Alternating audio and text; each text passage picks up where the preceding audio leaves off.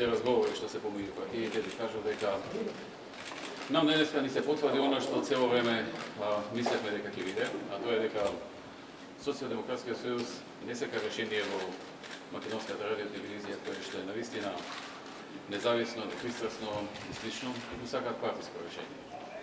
Тие предложија господјата Санта Агирова, поранешен шеф на кабинет на Илинка Митрева, поранешен министер за надворешни работи на Социјалдемократскиот сојуз и, ако не се лажем, потпредседател на СДСМ во некои од годините наназад. Колку што разбрав и член на групата која што се нарече некаква шарена револуција, така што со прилично јасно изразено политичко мислење, политички став, политичка позиција, партиска позиција. И со тоа се покаже дека практично целта на СДСМ не е да има некоја непристрасна личност, некоја личност која што навистина ќе биде неутрална и нема да припаѓа на едната или на другата страна, туку сакаат нивно партиско решение. За да не им даваме можност повторно да избегнуваат од изборите и тоа да им биде причината да повторно ги одложат или избегнат изборите, ние им го прифаќаме тоа решение и сега им го соопштивме. Втора работа е поврзана со прашање кое што го отворија, поврзано со методологијата. Тоа им е втората точка на која што очигледно сакаат да ги одоговлекуваат работите.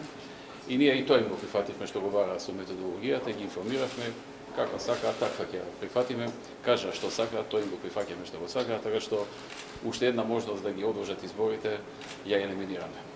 Третата работа е поврзана со петиот член во ад-хок тело или како се нарекува, кој што согласно претходниот договор треба да биде лице од албанска националност. И тука нашата позиција е дека оставаме, гледам дека во часовите што измина, главната дебата беше помеѓу албанските партии и СДСМ, оставаме тие да постигнат согласност. Каква согласност ќе постигнат, таква согласност тоа лице ние ќе го прифатиме и сакаме на некој начин да не им помогнеме во било каква нивна намера да најдат алиби, да најдат изговор за одлагање на изборите на 11 декември. Очекувате ли дека ќе најдат решение СДСМ и албанските партии за член? Кој што вие го фактот што ВМРО ДПМН и вели најдете си решение меѓу вас и со нас немате проблем, мислам дека ќе им помогне. Ние се залагаме на 11 декември да има избори и од тие причини ги направивме овие чекори со цел да им ги одземеме сите можни алиби да речат не. Сега, например, не гледам една причина зашто Социјалдемократскиот сојуз ќе избегнува избори.